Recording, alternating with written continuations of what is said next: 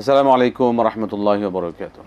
আলহামদুলিল্লাহ রাব্বিল আলামিন ওয়াসসালাতু ওয়াসসালামু আলা রাসূলিহিল কারীম ওয়া খাতামান নাবিয়্যিন নবিয়িনা মুহাম্মদ ওয়া আলা আলিহি ওয়া সাহবিহি আজমাইন। সুপ্রিয় দর্শক, পৃথিবী যে প্রান্ত থেকে আপনারা এই মুহূর্তে এটিএন বাংলা টিভি স্ক্রিনের সামনে আছেন, সকলকে স্বাগত জানাচ্ছি। এটিএন বাংলার বিশেষ আয়োজন, সপ্তাহের রবি থেকে বৃহস্পতি বিকাল এই 5:30 আমাদের অর্থব্যবস্থা ও ইসলাম। প্রিয় দর্শক, ইসলাম একটি পরিপূর্ণ জীবন ব্যবস্থা। এখানে প্রত্যেকটি জীবনের প্রতিটি বিষয়ের উপর ইসলামী একটি বিধি বিধান নীতিমালা আমাদের দিয়েছে। আমরা কেউ কিছু মানছি, কিছু মানছি না। কেউ হয়তো আমরা পারিবারিক মানছি, ধর্মীয় দিকগুলি মানছি, কিন্তু আরও যে প্রত্যেকটি ক্ষেত্রে যে আমাদের জীবন বিধান, ইসলামিক শরীয়তের বিধান রয়েছে, আল্লাহ পাকের হুকুম রয়েছে, রাসূল সাল্লাল্লাহু আলাইহি ওয়াসাল্লামের অনুসরণ রয়েছে, সেগুলো আমরা কিন্তু আমাদের জীবনে বাস্তবায়ন করছি না। এই ক্ষেত্রে আমাদের কি করণীয়, বর্জনীয়, এই সকল বিষয় আলোচনা করব আলহামদুলিল্লাহ, যেটা আমাদের সকলে জানা মানা খুবই গুরুত্বপূর্ণ। এই সকল বিষয়ে আমরা আজকে ইনশাআল্লাহ আলোচনা করব। আলোচনা আমাদের সাথে অংশগ্রহণ করছেন শেখ প্রফেসর আনম রশিদ আহমদ মাদানী হাফিজাহুল্লাহ।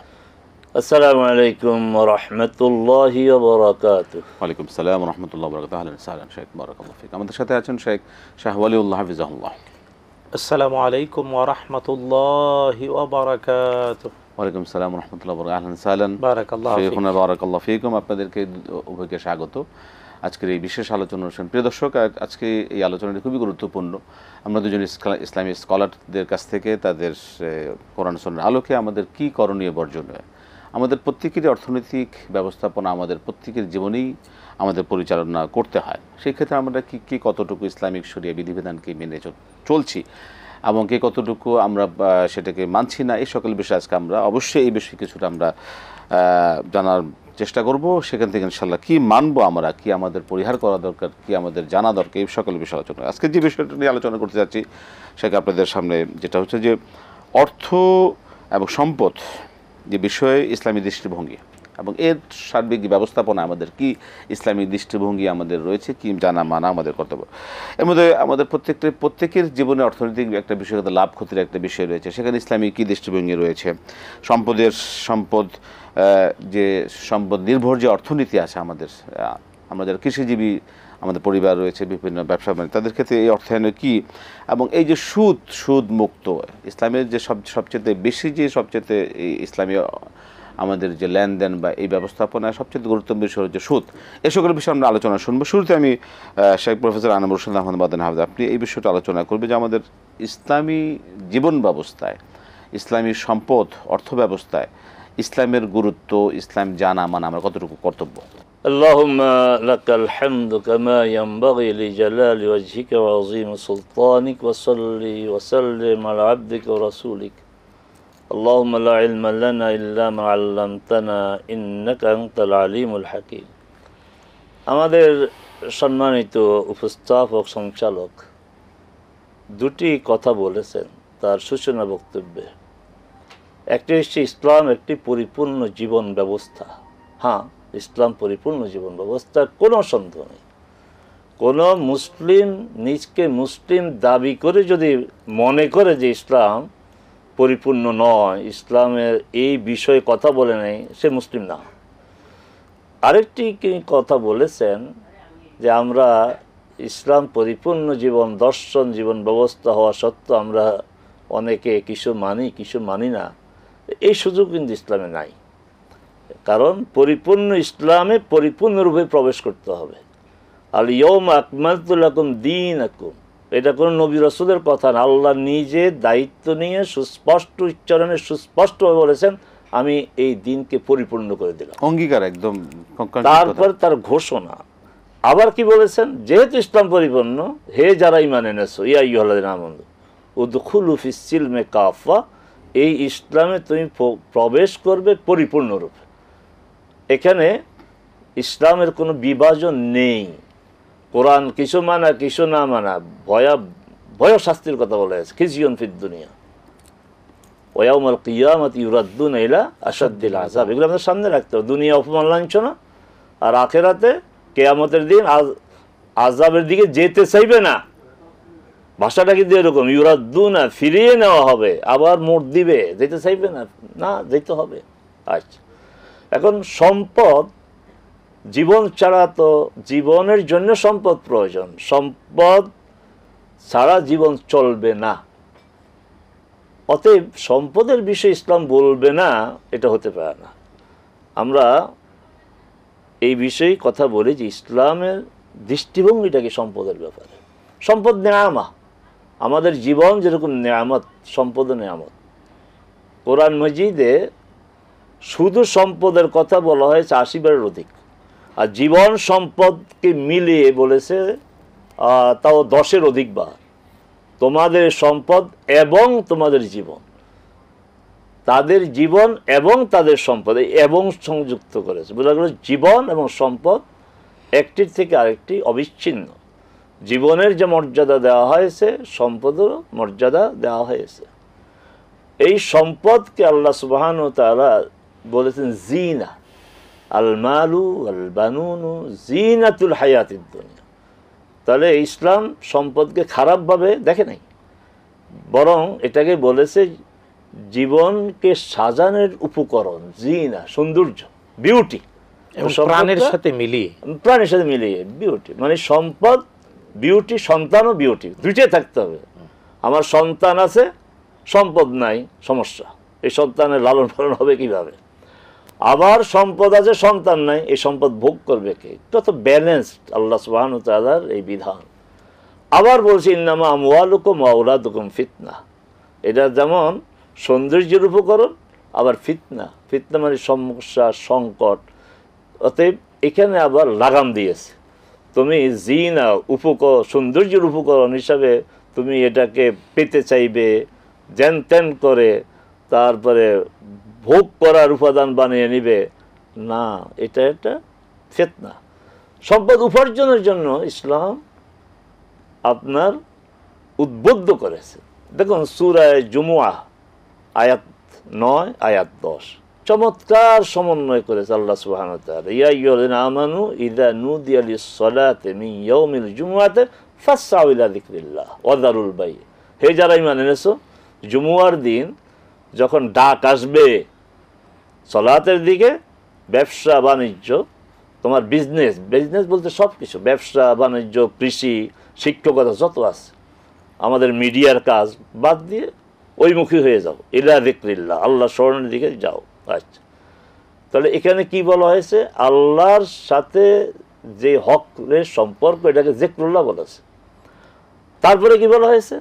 ফাইদা কুদিয়াতিস সালাতু ফান্তাশিরু ফিল আরদি ওয়াবতাগু মিন ফাদলিল্লাহ। যখনই, এখানে কিন্তু ই প্রত্যয়, আরবি ব্যাকরণের নিয়ম অনুযায়ী, ফা, যখনই সালাত শেষ হবে তখনই তুমি সরিয়ে যাও, মানে যে যেখান থেকে এসেছো, তুমি ক্যামেরার সামনে থেকে এসেছো ওখানে চলে যাও, ক্লাস থেকে এসেছো ছাত্রদের সামনে আবার চলে যাও, কৃষি ক্ষেত্রে জমি থেকে এসেছো ওখানে চলে যাও, আল্লাহর অনুগ্রহ সন্ধান করো। দেখুন আল্লাহ সুবহানাহু ওয়া তাআলা তার যে হক সালাত, এটাকে বলেছে যিকরুল্লাহ, আল্লাহর জিকির। আর আমার জন্য, আমার উপার্জন, আল্লাহর জন্য না, আমার নিজের জীবনের জন্য, আমার পরিবারের লোকদের জন্য যেই উপার্জনটাকে, এটা বলছে ফদলুল্লাহ, আল্লাহর অনুগ্রহ। কোনটাকে আমরা ছোট করে দেখব? আল্লাহর জিকির, আল্লাহর স্মরণ, এটা যেমন মর্যাদা, এটার যেমন সম্মান, এটার যেমন গুরুত্বপূর্ণ, আল্লাহর অনুগ্রহ যেটা মানে সম্পদ অর্জনের চেষ্টা করা, এটাও খুবই মর্যাদার। অতএব সমীকরণটা হচ্ছে এই, আমরা আল্লাহ সুবহানাহু ওয়া তাআলার ইবাদত যথাযথভাবে করব, কোনো ঘাটতি যেন না থাকে। যখন যে ইবাদত আমাদের করতে হবে, আর হালাল উপায়ে আল্লাহ সুবহানাহু ওয়া তাআলা আমাদেরকে উপার্জনের যত সুযোগ দিয়েছেন, সেই সুযোগগুলিকে কাজে লাগিয়ে উপার্জন করতে হবে। তাহলে আমাদের জীবনটা সমন্বিত জীবন হবে। জি মোহতারাম, জীবনের প্রয়োজনের সম্পদ অবশ্যই, এটা আমরা আলোচনা থেকে বুঝলাম, এবং কোরআনের আয়াত যে ফাইদা কুদিয়াতিস সালাত ফান্তাশিরু ফিল, তোমরা সম্পদ অর্জনের ক্ষেত্রে জমিনে ছড়িয়ে পড়ো। সেই সম্পদ অর্জনে ইসলামিক একজন মুমিনের, একজন মুসলমানের কি নীতিমালা হওয়া উচিত বলে মনে করেন? ধন্যবাদ আপনাকে। আলহামদুলিল্লাহ ওয়াসসালাতু ওয়াসসালামু আলা রাসূলিল্লাহি ওয়া বাদ। আমরা খুব তন্ময় হয়ে শুনছিলাম, উস্তাদ বলছিলেন যে কোরআন আল কারীম সম্পদকে জীবনের সাথে মিলিয়ে, অর্থাৎ সন্তান সন্ততি এবং সম্পদকে একই সমান্তরাল সরল রেখায় রেখেছে এবং এটাকে জিনা বলেছে, আবার এটাকে ফিতনাও বলেছে। হ্যাঁ, কোরআন আল কারীমে আল্লাহ সুবহানাহু ওয়া তাআলা সম্পদকে আরেকটা শব্দেও পরিচয় করেছেন, তার নাম রিজক। এবং রিজকুন শব্দ দিয়ে আল্লাহ তাআলা সন্তান সন্ততি বা বংশধরকে যেমন বুঝিয়েছেন, ঠিক এমনি সম্পদ তথা স্থাবর অস্থাবর সব সম্পদকেও রিজক বুঝিয়েছেন। এবং আল্লাহ সুবহানাহু ওয়া তাআলা যখন সম্পদকে রিজক বুঝিয়েছেন, তার মানে এটা বৈধ পন্থায় উপার্জিত হলে এর নাম রিজক। সম্পদ, ধন সম্পদ, যে কোনো ব্যক্তি, এটা সম্পদ বলতে যা বোঝায়, তা স্থাবর হোক অস্থাবর হোক, যখন এর উপার্জনটা হবে বৈধ পন্থায় এর নাম রিজিক। এছাড়া রিজক হয় না, এটা সবার জানা উচিত। এবং এই রিজক অর্থাৎ বৈধ পন্থায় উপার্জিত সম্পদ, এটা আল্লাহর নির্দেশিত পন্থায় ব্যয় করা ঈমানের প্রমাণ। ঈমানের সাথে আল্লাহ জড়িয়ে দিয়েছেন। দেখুন সূরাতুল বাকারা 2 নম্বর সূরা, আমরা সবাই জানি। সূরাতুল বাকারাতে আল্লাহ তাআলা স্পষ্ট করে, প্রথম কোরআন আল কারীম সন্দেহহীন লৌহে মাহফুজে সংরক্ষিত কিতাব। আল্লাহ বলেছেন বিসমিল্লাহির রহমানির রহিম, আলিফ লাম মিম যালিকাল কিতাবু লা রাইবা ফি, ওই সেই কিতাব যার মধ্যে কোনো ধরনের সন্দেহ নেই। হুদান লিল মুত্তাকিন, হুদা তাকওয়ার গুণ সম্পন্ন মানুষদের জন্য। তারা কারা? আল্লাহ তাআলা বলেন আল্লাযীনা ইউমিনুনা বিল গায়বি, যারা অদৃশ্যে বিশ্বাস করে। আর চোখে দেখা যায় না এমন জিনিসে বিশ্বাস করার জন্যে লেখাপড়া শর্ত, জ্ঞান শর্ত। এই জন্য আল্লাহ প্রথম আদেশ করেছেন পড়ো, শিক্ষা অর্জন করো। ঈমান এবং জ্ঞান একই জিনিস বটে, তবে সত্যিকারের ঈমান অর্জনের জন্য জ্ঞান শর্ত। জ্ঞান হলো ঈমানের ভূমিকা। আল্লাহ তাই বলেছেন আগে জ্ঞান অর্জন করো, অর্জিত জ্ঞান দিয়ে বুঝবে এমন অনেক কিছু আছে যা তুমি চোখে দেখতে পাও না অথচ বাস্তব। আল্লাযীনা ইউমিনুনা বিল গায়ব। 2 নাম্বার ওয়া ইউকিমুনাস সালাহ, সালাত কায়েম করবে। ওয়া মিম্মা রাযাকনাহুম ইউনফিকুন, আর হালাল উপার্জন তো তার রিজিক থেকে ব্যয় করবে। এখন যদি সম্পদই না হয়, উপার্জনটা যদি বৈধ না হয়, তাহলে ঈমানের প্রমাণটাই তো বাস্তবে হচ্ছে না। কারণ আল্লাহ বলেছেন ঈমানের প্রমাণ, কোরআন উপকার দেয় ওই ব্যক্তিকে যার মধ্যে তাকওয়া আছে। আর তাকওয়ার জন্য থার্ড গুণ হলো হালাল উপার্জন থেকে ব্যয় করবে। তার মানে জীবন যেমন সত্য, ঈমান যেমন সত্য, বৈধ উপার্জনটাও সত্য। বৈধ উপার্জন ছাড়া জীবন হয় না, ঈমান হয় না, ইসলাম হয় না। তাই অন্তত একটি কথা বিবেকে ধারণ করলে, সম্পদের মর্যাদা কোরআন কতটুকু দিয়েছে, ইসলাম কতটুকু দিয়েছে, এটা সুস্পষ্ট। তবে জানা উচিত বৈধ হতে হবে সম্পদ, প্রক্রিয়াগত বাস্তবতায়, উপার্জনের বাস্তবতায়, সত্তাগত বাস্তবতায়, সব দিক থেকে বৈধ হতে হবে। তাইলে এর নাম রিজক, এর নাম রিজিক, আরবিতে রিজক। আর রিজক জীবনের অংশ, ঈমানের অংশ। সুতরাং এটাকে হেলায় ফেলে দেওয়ার কোনো বিষয় নেই। সেক্ষেত্রে মতন আপনার কাছে যেটা আলোচনা আসতে চাচ্ছি, যে হালাল উপার্জন এর শর্ত কি কি? 1 নম্বর বিষয়, আমরা কিভাবে হালাল উপার্জন করতে পারি এবং কি কি এটার ক্রাইটেরিয়া রয়েছে, এটার কি কি শর্ত রয়েছে যে এই বিষয়কার হালাল। এর সাথে এর যে ক্ষতিকারক দিকগুলো, আমি যদি হালাল উপার্জন না করি, সেক্ষেত্রে একজন মুসলমান হিসেবে তার কি কি ক্ষতির বা কি কি বিষয়ের সম্মুখীন হওয়ার সম্ভাবনা রয়েছে? জি, আমি আপনার এই প্রশ্নের আগে আমাদের শাহ সাহেব যে কথা বললেন তার সাথে আমার সম্পূরক কিছু কথা আছে। যে কোরআন মাজিদকে বলা হয়েছে হুদাল লিল মুত্তাকিন, তাকওয়া সম্পন্ন লোকদের জন্য এই কোরআন গাইডলাইন, পথনির্দেশক। কিন্তু তাকওয়া পরিচয় দিয়েছে আল্লাযীনা ইউমিনুনা বিল গায়বি ওয়া ইউকিমুনাস সালাতা ওয়া মিম্মা রাযাকনাহুম ইউনফিকুন, মুত্তাকিনদের পরিচয়। তাহলে কোরআন মাজিদে একাধিক আয়াতে তাকওয়া আর সম্পদকে একসাথে পাশাপাশি উল্লেখ করা হয়েছে। এগুলি আসলে আমাদের সামনে আসা দরকার। হালাল হারামটা আমরা নিয়ে আসবো পর্যায়ক্রমে, কেন আসা দরকার? যে আমরা এই তাকওয়াকে আর সম্পদকে মুখোমুখি করে ফেলছি। আমরা মনে করি যে তাকওয়া আর সম্পদ বোধহয় বৈপরীত, সমানভাবে চলতে পারে না। আচ্ছা, এবং সামাজিকভাবে একটা ধারণাই আছে যে সৎভাবে বড়লোক হওয়া যায় না। আসলে এই যে একটা কথা, তাকওয়া, এই যে মুত্তাকি কারা, যারা গায়েবের উপরে ঈমান আনে, মুত্তাকি কারা যারা সালাত করে, মুত্তাকি কারা আমি যে জীবিকা দিয়েছি তাতে খরচ, বোঝা গেল মুত্তাকির হাতে সম্পদ থাকবে। এক নম্বর। এবার সূরা আলে ইমরানে যান, প্রসিদ্ধ আয়াত, যে ওয়াসারিউ ইলা মাগফিরাতিন মিন রাব্বিকুম ওয়া জান্নাতিন আরদুহাস সামাওয়াতু ওয়াল আরদু উইদ্দাত লিল মুত্তাকিন। মুত্তাকির কারা? আল্লাযীনা ইউনফিকুনা ফিস সাররা ওয়াদ দাররা। মানে মুত্তাকির প্রথম পরিচয় দিল যে মুত্তাকি তারা যাদের হাতে সম্পদ আছে, খরচ করবে, যাদের হাতে সম্পদ আছে। সম্পদ আর খরচ করে কিভাবে? সেটা খরচ করবে যাদের আছে তারাই করবে। এবার মুত্তাকি মানেই দরিদ্র না। না, মুত্তাকি কারা? একদম প্রথমেই বলছে আল্লাযীনা ইউনফিকুনা ফিস সাররা ওয়াদ দাররা। তাহলে তাকওয়া সম্পন্ন লোকদের হাতে সম্পদ থাকবে। আচ্ছা, এবার যান সূরা যারিয়াতে, আল্লাহ এবং তাকওয়াবান হলে আল্লাহ পাক সম্পদ দান করবেন। এবং সূরা যারিয়াতে কি বলছে? ইন্নাল মুত্তাকিনা ফি জান্নাতি ওয়া উয়ুন। এরপরে তাদের পরিচয় বলা হয়েছে যে কালিলা মিনাল লাইলি মা ইয়াহজাউন ওয়া বিল আসর, তারা খুব কম ঘুমায়, রাত জাগে। এরপরে কি? ওয়াফি আমওয়ালিহিম হাক্কুম মালুম। তাহলে মুত্তাকি, সম্পদ ছাড়া মুত্তাকি হওয়া যাবে না। মুত্তাকির কাছে সম্পদ থাকবে, কোরআন স্পষ্ট করে দিয়েছে। খুবই গুরুত্বপূর্ণ বিষয় আজকে। এই জন্য আমি বিষয়টাকে এইভাবে নিয়ে আসলাম যে তাকওয়া আর সম্পদকে মুখোমুখি, পরস্পর বিরোধী বা বৈপরীত্য না করাটাকে কোরআন, আমি কোরআন বিরোধী কথা বলবো। কোরআন বিরোধী, এটা কোরআনই চেতনা হচ্ছে তাকওয়া এবং হালাল সম্পদ। এটা একটার আরেকটার পরিপূরক। আচ্ছা, মুত্তাকি সূরা আপনার বাকারার 177 নম্বর আয়াত, বড় আয়াত। সেখানে কি বলা হয়েছে? লাইসাল বিররা আন তুওয়াল্লু উজুহাকুম কিবালাল মাশরিক ওয়াল মাগরিবি ওয়ালাকিন্নাল বিররা মান আমানা বিল্লাহি ইত্যাদি ওয়া আতাল মালা। সালাতাল মাল আলা হুব্বিহি, তাহলে সম্পদ থাকতে হবে।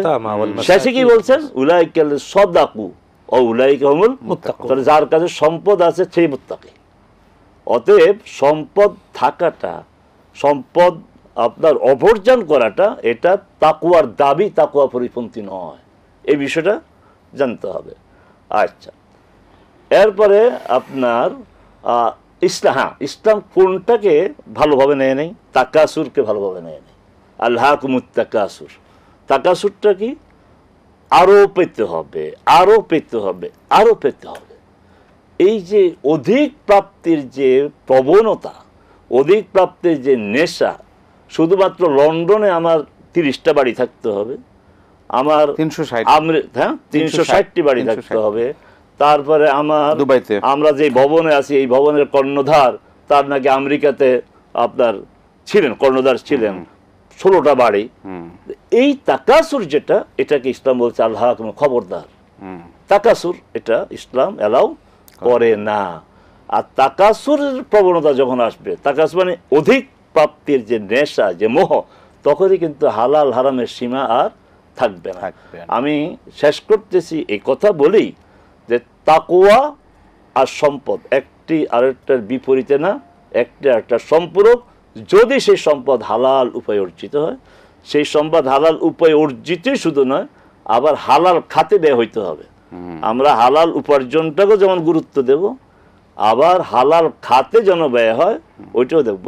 আরেকটা মজার কথা হচ্ছে যে আমরা যারা বিদেশে যাই, মুসলিমরা কত কষ্ট করে হালাল ফুড খুঁজি, হালাল ফুড, এবং হালাল ফুড খাওয়ার জন্য 10-15 কিলোমিটার যায় হালাল ফুড। কিন্তু হালাল ফুড হচ্ছে ওই বস্তুটা হালাল, কিন্তু আপনি যে হালাল ফুডটা যে কিনলেন, টাকাটা হালাল কেন, সেটা হালাল কেন? তো এই ব্যাপারে আপনার কোনো পেরেশানি নাই, কিন্তু আপনি হালাল ফুড খাবেন, পেরেশানি তো ওখানে। আচ্ছা, হালালটা বুঝতে হবে যে বস্তুটা হালাল হতে হবে, এবং এই বস্তুটা আমি যে ক্রয় করতেছি সেটাও কি হালাল হতে হবে, উপায় বিধিটাও হালাল হতে হবে। অতএব এই সবগুলি মিলিয়ে হালাল হবে। জি জি, আমি এটা আপনার কাছে আসবো। সেটা হচ্ছে যে লাভ ক্ষতি এটা একটা, যেহেতু সম্পদের বিষয় আসছে সেখানে একটা লাভের একটা বিষয় থাকে। সেক্ষেত্রে যে বিষয়টা মহতারাম খুব সুন্দর একটি বিষয় উপস্থাপন করলেন, যেটা আমাদের দর্শকদের জন্য, মুত্তাকি তাকওয়ার দাবি হচ্ছে সম্পদ। সেই ক্ষেত্রে সম্পদের যে একটা সম্পদের সীমারেখা কতটুকু? আমি ওই একটু আচ্ছা। আপনার জি জি সময় নিচ্ছি যে ইসলামের ফান্ডামেন্টাল রোকন হ্যাঁ 5টা। একটার সাথে সম্পর্ক হচ্ছে আদর্শ বিশ্বাস চেতনার, যে আল্লাহ ছাড়া কোনো ইলা নেই, মোহাম্মদ সাল্লাল্লাহু আলাইহি ওয়াসাল্লাম। বাকিটা 4টে কিন্তু আমল। এখন 4টার মধ্যে 2টে সম্পদের সাথে রিলেটেড, একটা হচ্ছে যাকাত আর একটা হচ্ছে হজ। হজ তাহলে সম্পদ ছেড়ে দিয়ে সম্পদ যদি না থাকে তা আমার ইসলাম দাঁড়িয়ে থাকবে 3 পিলারের উপরে।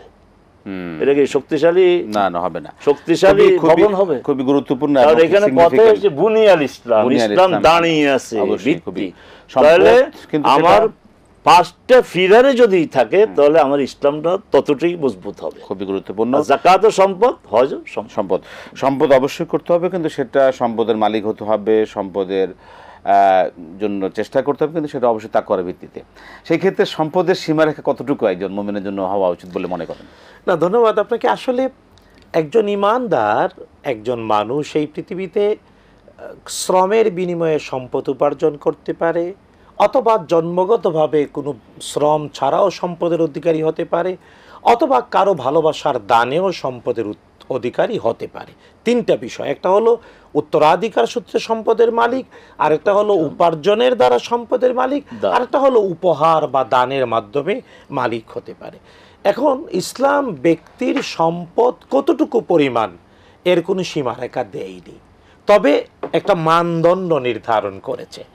মানদণ্ড 2 ধরনের। প্রথম একটা হলো যেটা উস্তাদ স্পষ্ট করে বলেছেন, আল্লাহ তাআলা কোরআন আল কারীমে বলছে আলহাকুমুত তাকাসুর, ওই ব্যক্তির জন্যই ধ্বংস যে বলে আমার নাই নাই নাই, আরো চাই আরো, এত থাকার পরেও যে কেবল পরিতৃপ্ত নয় অতৃপ্ত, বরং সত্যিকারের ধনাঢ্যতা। রাসূলুল্লাহ সাল্লাল্লাহু আলাইহি ওয়াসাল্লাম বলেন গিনা হলো গিনান নফস, মানসিক পরিতৃপ্তির নাম ধনাঢ্যতা। যা আছে তাতেই বলবে আলহামদুলিল্লাহ, আলহামদুলিল্লাহ।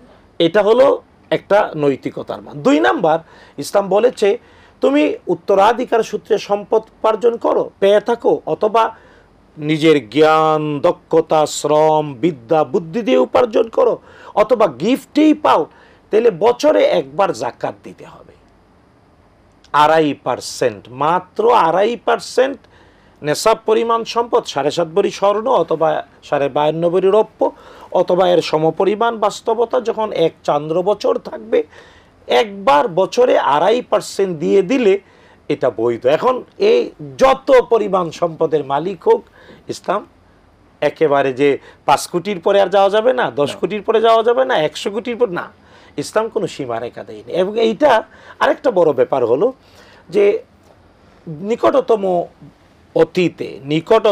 অতীতে পৃথিবী দেখতে পেয়েছে 2টা অর্থ ব্যবস্থা। এর একটা ছিল সমাজতান্ত্রিক অর্থ ব্যবস্থা, লক্ষ মানুষের জীবনের উপরে রাশিয়াতে লাল পতাকায়, কাস্তে আর হাতুড়ির বিপ্লবে তাদের ফিলসফি ছিল কোনো মানুষ সম্পদের মালিক না, সবাই শ্রম দেবে, বিকেলবেলা রেশন নেবে। কিন্তু লক্ষ মানুষের জীবনের উপরে, রক্তের উপরে প্রতিষ্ঠিত সমাজতান্ত্রিক অর্থ ব্যবস্থা তার জন্মস্থলই ধ্বংস হয়ে গিয়েছে। পৃথিবীতে আজ কোথাও সমাজতান্ত্রিক রাষ্ট্র আছে, অর্থ ব্যবস্থা নাই। এর বিপরীতে আসলো পুঁজিবাদী অর্থ ব্যবস্থা। পুঁজিবাদী অর্থ ব্যবস্থা মানে যত পারো কামাও, যেভাবেই পারো, হালাল না হারাম নাউযুবিল্লাহ, বাস বিচার, নৈতিকতার কিন্তু এই নৈতিকতার সীমা উঠিয়ে দিয়ে, হালাল হারামের সীমারেখা উঠিয়ে দিয়ে পুঁজিবাদ এই পৃথিবীকে কল্যাণ দিতে পারেনি, বরং অডেল সম্পদ দারিদ্রতার কারণ হয়েছে। আমি আবারও বলছি, অডেল সম্পদ দারিদ্রতার কারণ হয়েছে।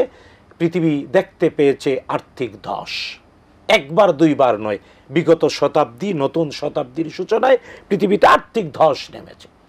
কিন্তু ব্যালেন্স হলো এই পৃথিবীতে প্রত্যেকটা মানুষের জন্য ন্যায়ানুগ ব্যালেন্সড আর্থিক ব্যবস্থাপনা দিয়েছে ইসলাম। বলেছে উপার্জন করতেই হবে। এবং আরেকটা মজার ব্যাপার হলো পৃথিবীতে কত জাতের তন্ত্রমন্ত্র আছে, কিন্তু এই পৃথিবীতে জন্ম নিলেই সম্পদ তার কাছে যাবে, আর সম্পদ ছাড়া জীবন চলে না, এটা কেবল ইসলাম শিখিয়েছে, আর কেউ দিতে পারে না। জি, আমরা আমরা অন্য সব জায়গায় দেখি জি সম্পদ হয় উত্তরাধিকার পাবে, অথবা উপার্জন করবে, অথবা গিফট পাবে, কিন্তু ইসলাম বলেছে না, ধনীর সম্পদে দরিদ্রের নির্ধারিত অধিকার। তাই আপনি আমি মাথার ঘাম পায়ে ফেলে সম্পদ উপার্জন করলে বছর শেষে 2.5% 8টা নির্ধারিত খাতে পৌঁছাই দিতে হয়, এর নাম ইসলাম। এবং সম্পদের ক্ষেত্রে আল্লাহ সুবহানাহু ওয়া তাআলা কিন্তু সুনির্দিষ্টভাবে আমাদেরকে সবচেয়ে যে বেশি গুরুত্ব দেওয়া হয়েছে, এবং এই জ্ঞান অর্জনের বিষয়ে কিন্তু আল্লাহ পাকের একটি বড় আল্লাহ নির্দেশ যে এই জ্ঞান অর্জন করলে সেজন্য অর্ধেক ইলম সে অর্জন করলো, ফারায়েজের জ্ঞান, উত্তরাধিকার সম্পদের জ্ঞান যে অর্জন করলো, বিশ্বনবী বলছেন অর্ধেক জ্ঞান সে পেয়ে গেল। তা আলহামদুলিল্লাহ, আজকের আলোচনা আমরা খুবই উপকৃত হলাম। প্রিয় দর্শক, অনেকগুলো বিষয় আমাদের সামনে পরিষ্কার হলো, যেটা হচ্ছে যে তাকওয়া এবং সম্পদ কোনোটাই একটি অপরটির কোনো বিপরীত কোনো বিষয় না, দুটি অবশ্যই সম্পদ প্রত্যেকে মুমিন মুসলমানদেরকে এটার জন্য প্রয়োজন, আমাদের জীবনের জন্য প্রয়োজন, জীবনের সুন্দর জীবন পরিচালনার জন্য, কিন্তু সেটা অবশ্যই তাকওয়ার ভিত্তিতে। এটা হচ্ছে আজকে আমাদের এই আলোচনার মূল মুখ্য বিষয়। আল্লাহ পাক আমাদের সকলকে ইসলামিক যে শরিয়ার আলোকে আমরা যেন সম্পদ আল্লাহর তাকওয়ার ভিতরে যেন আমরা সম্পদ অর্জন করে আমাদের জীবনকে সাজাতে পারি, দুনিয়া এবং আখিরাতের কল্যাণ যেন আমরা লাভ করতে, আল্লাহর সন্তোষ অর্জন করতে, আমরা যেন ইমানের সাথে থাকতে পারি, ইমানের সাথে যেন আমরা আল্লাহর সামনে সেই সকল বিষয়গুলো নিয়ে যেন আমরা আল্লাহর সামনে যেন দাঁড়াতে পারি, আল্লাহর সঠিক জবাব যেন আমরা আল্লাহ আমাদের দেওয়া সহজ হয়ে যায়। আসলে সম্পদের যে জবাব দেওয়াটা কিন্তু আমাদের সবচেয়ে সকলের জন্য সবচেয়ে কঠিন একটা সম্পদের সবচেয়ে কঠিন একটা বিষয়, আমাদের যেটা আমাদের জবাবদিহি করতে হবে, সেটা কিন্তু এই সম্পদ। আল্লাহ পাক আমাদের হেফাজত করুন। যারা এই সম্পদের বিষয়ে আমরা যারা আছি, এই বিষয়ে আজকে থেকে আলোচনা থেকে অবশ্যই শিক্ষা নিব, সম্পদ অবশ্যই তাকওয়ার ভিত্তিতে যেন আমরা আমাদের জীবনকে পরিচালনা করবো। আল্লাহ পাক কবুল করুন। আপনাদেরকে আবারও ধন্যবাদ জানাচ্ছি। জাযাকুমুল্লাহু খাইরান, বারাকাল্লাহু ফীকুম। ইনশাআল্লাহ আজিজ প্রিয় দর্শক, আগামীতে আরেকটি কোনো একটা অত্যন্ত গুরুত্বপূর্ণ বিষয় আপনাদের সামনে হাজির হব। আজকে শেষ করছি, বিদায় নিচ্ছি। আসসালামু আলাইকুম ওয়া রাহমাতুল্লাহি ওয়া বারাকাতুহু।